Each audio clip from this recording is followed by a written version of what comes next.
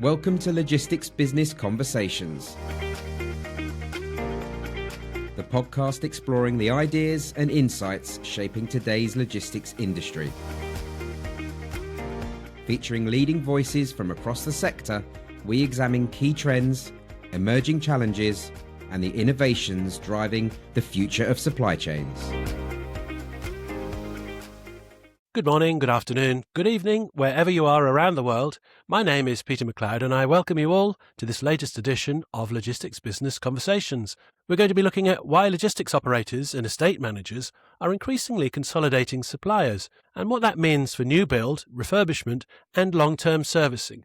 To speak with authority alongside me today, I have Jason Sedlan, Sales Director at Fenbay Services, and I'm also joined today by Phil Thorpe, Industrial Division Manager at Herman UK. So the key word today is consolidation, and I guess there's a great example of industry consolidation right in front of us here. Fenbay Services started with my own family back in 1992. Over the years, we've grown, well, quite a lot to be fair. Obviously, we're now boasting 160 engineers across the UK. But 4 years ago, we was acquired by the Herman Group, which obviously they looked at Fenbay probably for the service arm side of the business, which has been a really, really good relationship over the last 4 years. So, Phil, what are you seeing in the UK industrial market that's driving supplier consolidation right now, would you say? I think the problem is obviously with what's happening in the world, supply chain is critical. Obviously, you can imagine a lot of these major construction companies we're working with want a single source of supply.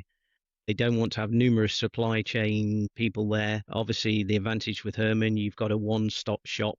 We basically produce all the products ourselves, and so we've got control of the supply chain. I guess also you hear the expression bandied around a bit, there's one arse to kick too. So is there a real benefit there from your customer's perspective that there's one business to invoice, there's also one business to blame, there's also one business to thank? Certainly from the service side, they do enjoy that one point of contact.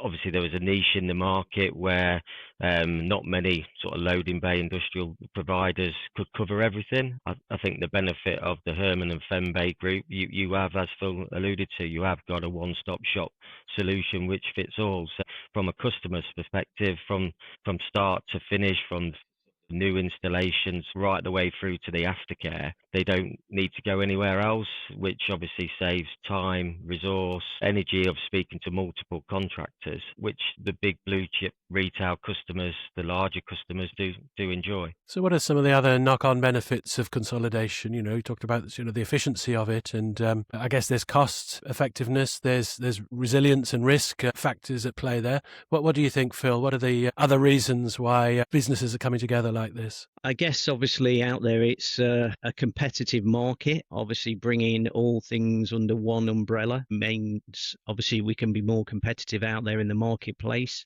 We can win more work. Like I say, we've got control of the supply chain. It's obviously a lot easier when you're basically leaning on your own factory to get things pushed through to basically meet clients' requirements. And this goes across the board, does it, with new build, refurbishment, or indeed the long-term service contract side? Absolutely, yeah. From a service and maintenance perspective, we do have that trust with customers. So we work with them, we get to know their business. So, for instance, for any repairs or long-term longevity of product, we work with them on depending on which customer, 1 to 5 year plan.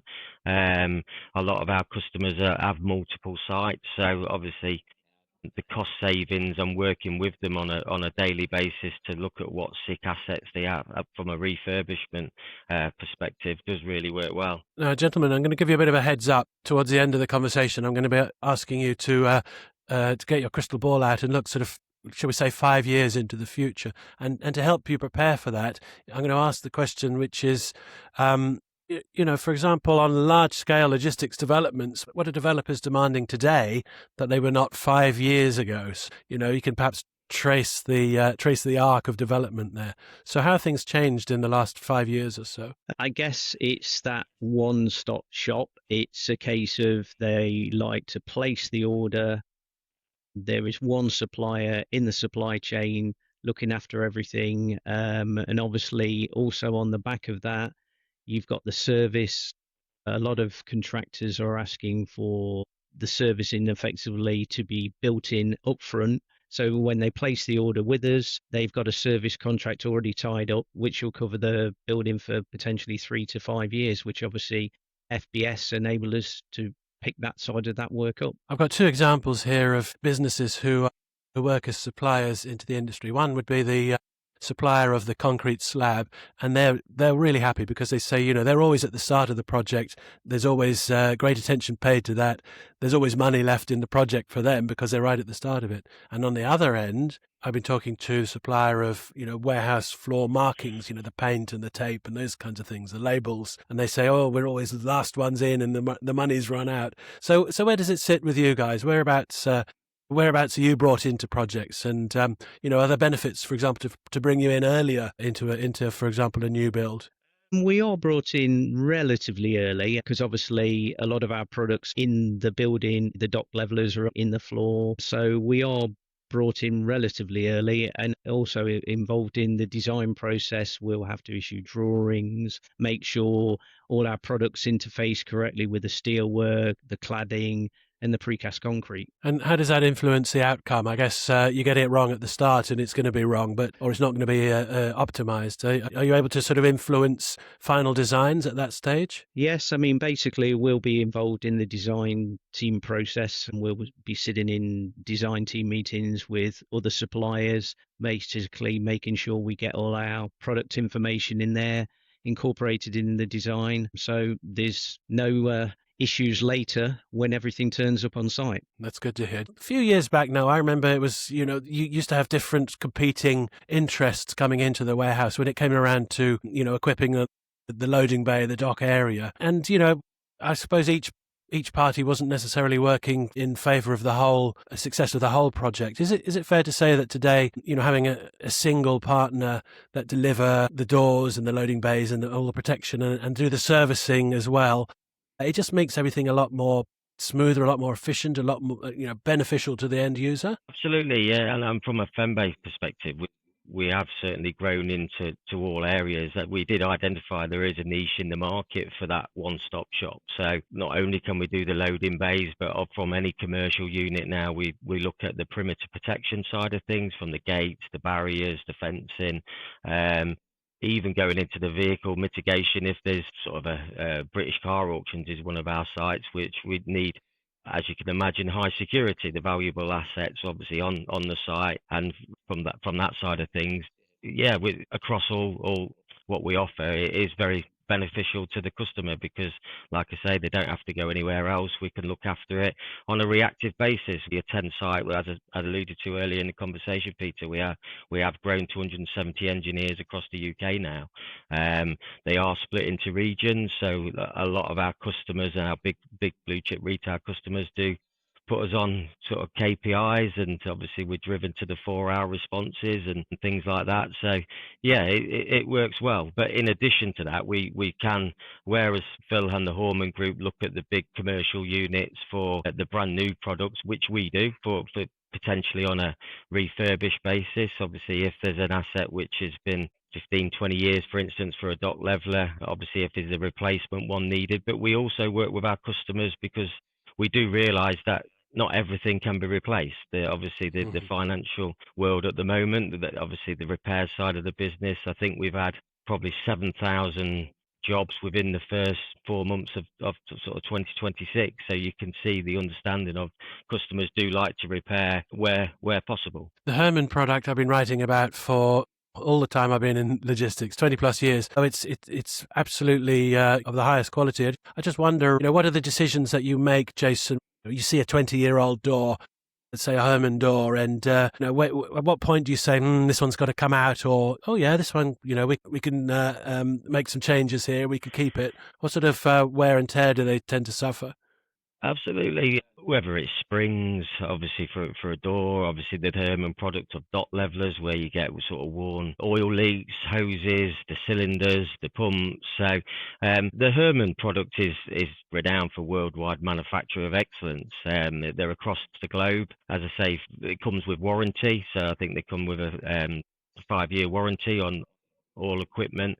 But any asset from any site would have to be beyond economical repair for us to obviously go down the replacement route. We do work with our customers on that, so it's not as if we just turn up to site and say you need a new door. We have got the skill set within our engineering workforce to actually work with the customers. You would have envisaged for any dot levelers and loading bay doors for 15, 20 years, depending on the life cycles and how many cycles it's actually they've actually done, is where the decision's probably made and working with the customer on that basis. I guess a few factors could trigger that refurbishment project. For example, 20 years ago, compliance was different to how it is today. Energy efficiency was different to how it was today. Are there any other factors that trigger typically a refurbishment project? Structural. It could be structural. Obviously, you have a lot of misuse and abuse on sort of warehouses and sites. It really does depend on a day-by-day, site-by-site, job-by-job basis. But yeah, there's no such thing as a typical project, I guess, when you turn up on site. No, we get all kind of refurbishment in extensions. Obviously, customers want more space within the warehouse, so we do the dock pods that come, which is a sort of an external fit to the existing warehouse on the outside. There's a lot of customers. Depending on the vehicle range, there's obviously double deck deliveries, so obviously you have to alter the loading bay to suit the vehicles what are on and being on and offloaded off the loading bay. That seems very popular at the moment because obviously it saves costs on fuel, more goods in and out on the one single lorry. When Fen Bay and Herman came together, was that sort of in recognition that service and maintenance has now become quite a differentiator when it comes to supplier selection? Yes, I think it was. I mean, basically, we had an in-house service division. I think it was circa around 20 engineers at the time. But as we were selling more and more major projects with more and more loading bays, basically the decision was taken to obviously acquire FBS so we could basically offer a fully backed service product rather than sort of struggling with the sort of 20 engineers and sort of suppliers in, well, subcontractors potentially, because we were just selling that many products at the front end. Obviously, it's okay selling them at the front end, but you need to have the capacity to service them at the back end. So, and what are the SLAs like from an end user perspective? You know, I presume 24/7 as an absolute minimum. I presume nationwide as an absolute minimum. What can you offer your customers? Yeah, it depends obviously on the risk obviously to site. Obviously, a lot of the customers don't want downtime of any loading bays. We consider ourselves a bit like the AA of the car world. We offer that rapid response 24/7, 365 days a year. Well, 364 Christmas Day we allow off. But yeah, most of our key account customers are on that 4-hour response where required. Obviously, you have different levels of timeline. For instance, if there's 100 bays on a building and there's one out, that obviously we look for that for 24 hours, depending if it's critical. If there's only one loading bay on site and it's the only means of on and offloading goods, generally that's where our team work with the customers. It is a face at the end of it, so it's not obviously computer or anything like that. Every job is answered within 15 minutes, so it's loaded to our coordinators to obviously schedule the engineers. The engineers are all on a CRM system, so it automatically gets loaded to their job. AI routed, so where obviously the nearest engineer, but more so the actual skill set, the way we actually qualify the actual inquiry. As much as we've got 170 engineers, you want the right engineer with the right skill set to actually go to that repair, because obviously we do get challenged on first time fix rate from customers. Logically, obviously they want their asset up and running as quickly as possible. And obviously there is KPIs that quotes are turned around from, for whatever reason, we can't fix it there or repair it there, and then quotes are actually turned around within our estimating team within 24 hours. So it is really back with the customer driven to get that repair done as quickly as possible. The implications of a bay going down can be quite significant, you know, specifically or particularly if your customer, for example, is offering a next day or same day or a certain time constrained delivery. If a bay goes down at 2 a.m. and it's peak outbound time there, I guess you'll scramble towards that one, do you? Absolutely, yeah. And again, we have a night shift, so it's 24/7. It is a person on the other end of the line, so we work with them. Engineers, we have sort of 24/7 engineers, so we have a night shift from that, and that's all around the country. We have 12 regions across the UK, so there's always an engineer on within each region to ensure operationally all our customers we're there as a trusted partner. We do realise the cost implications if they can't offload goods, it costs them thousands. So Helping your customers to keep their promises to their customers. that's it. Yeah. Are you seeing customers moving more towards sort of longer term consolidated service agreements? Yes, obviously we do a lot of work with the major developers in the UK, and basically a lot of that is asked for upfront at the point of signing the contract. So basically when a tenant moves in, they don't need to worry about anything for anything between sort of 3 to 5 years. So there's sort of a fixed cost, the tenant moves in and all that sort of taken care of. I guess you use that very much as a selling point when it comes to working with customers or winning business. The ability to do all of this together, it must really strengthen your position. Yes, definitely. And like I say, obviously with the acquisition of Fembe, that's obviously enabled us to cover all the bases now. Jason, we talk a lot in the industry about skills shortage, about labour shortage. It's very hard to attract into an industry where, frankly, quite a lot of it is quite hard work. Getting your hands dirty, long hours, unsociable hours. So what do you do to attract people into the industry? And what sort of training programs do you put in place to ensure that the standards are high? Yeah, that's a really good question, because it's well renowned. You don't come out of school and think you want to be a loading bay engineer. It's not. What's wrong with these people? Absolutely. We have Gavin, our head of HR. We've always got adverts out there. Due to the growth and how the acquisition and the Horm and Fembe have done, we've just obviously grown quite dramatically, especially over the last 4 years. I alluded to earlier in the conversation, we're up to 170 engineers. We are working with the colleges, so we do look in regards to apprentices.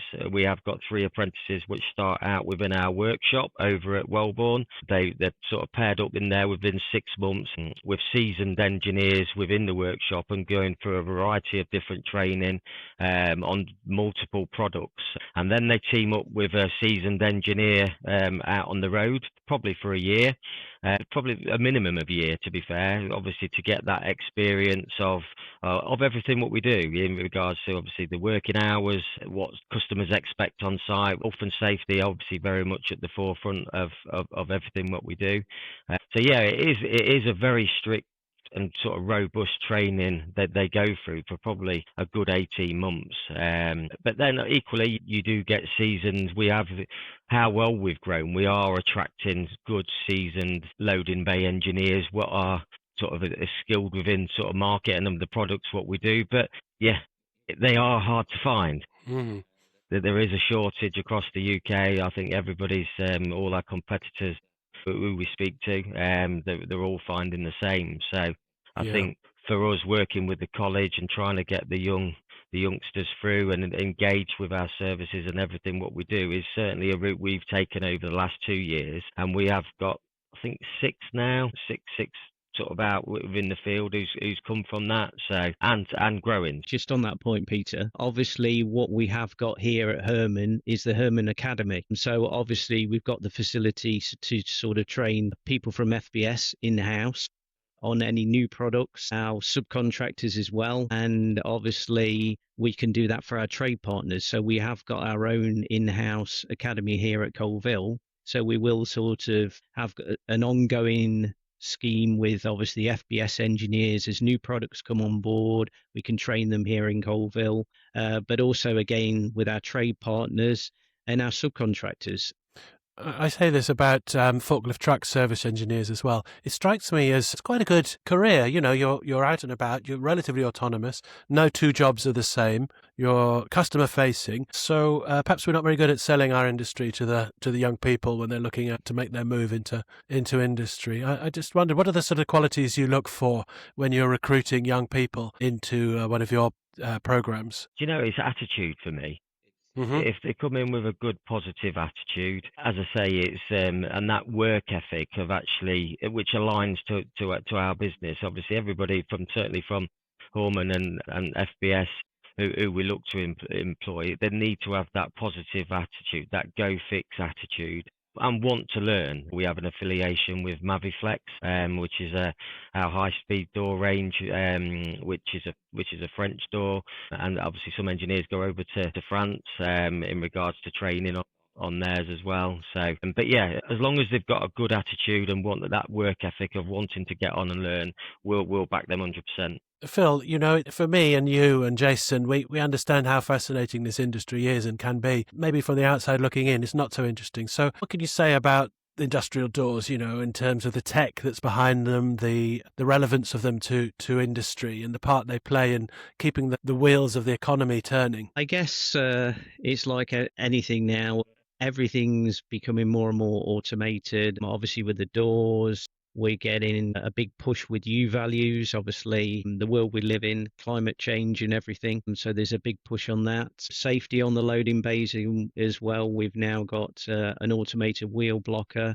So there's a big push on that. And we've got a new range of dock levelers just coming out now, with a improved sort of a carbon footprint, more rigid and structured steel work that we're going to be using. So yeah, I guess with everything, it's sort of that holistical type approach. Not just a slab of steel that slams shut, No. Once in a while. Maybe that was the case 100 years ago. How have you seen the industry changing?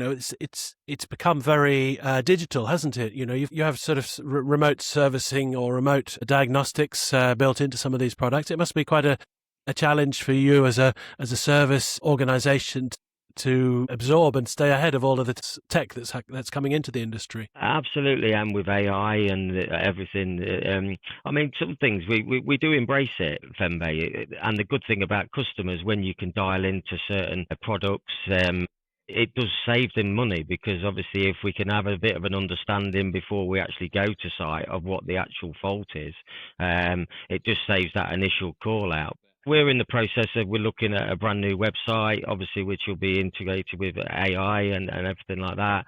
We've got a new CRM system coming towards the end of this year, which will make it a lot more easier for the engineers in reporting and obviously uploading photos and in regards to that communication with customer to show what we've done and where we're at. Yeah, it's just moving at such a pace, Peter, which is good, as I say, and it's where it will be in 5 years, who knows? Who knows? Well, because I'm going to ask you that question. Yeah. As flagged before, you'd have to tell me, with your crystal ball, dusted off, how do you feel the industry moving forward? You mentioned AI there, which was, quite a good segue. And also Phil mentioned, more sort of autonomy around the operation of some of these equipment. So do you just see more of that? What's next in logistics? We're asking the experts. In our Crystal Ball segment, industry leaders share their predictions for the future. Prime example, CRM system, that some of the things that some of the suppliers have actually shown us about route mapping, because when you've got 170 engineers across the UK, and we probably have anywhere between 50 and 70 call outs a day, so that route planning and everything like that is really good for us. And to get to site quickly, we touch base on the downtime of assets. So for us, the new technology that's coming in can only enhance our service to what we already give already. And on your side, Phil, what about sort of product development? How's that looking as we move forward? Yeah, we're always sort of going through product development. We've got new products coming online hopefully next year. I guess it's a case of making sure the product is easy to install, because at the end of the day, we want a product that's easy to install and something that's going to give us longevity. And obviously, when we're extending warranties to 3-5 years, we don't want something that's going to break after 6 months or something. And we have got a number of products come in. I can't say too much, but coming down the line, which no doubt people will see early part of next year. So yeah, but in answer to your crystal ball question, I think pretty much a lot of the same. I think there'll be more consolidation, because at the end of the day, if you've got one single supplier, like you say, there's only one person to beat over the head if they don't perform. And at the end of the day, I think that works right for the customer and the construction companies. Beat over the head. I have to remember to use that expression. I think mine was not quite as elegantly elegantly expressed as you did there. So, gentlemen, thank you very much for what's been a very interesting conversation. Thank you to Herman for supporting this edition of Logistics Business Conversations. And thanks, of course, to you, the listener, for joining us today. Wherever you get your podcasts from, please subscribe to Logistics Business Conversations to make sure the next edition is delivered straight to you as soon as it's released. Until then, it's goodbye from Jason Sedlan. Goodbye. And it's goodbye from Phil Thorpe. Goodbye. And it's goodbye from me, Peter MacLeod. Goodbye.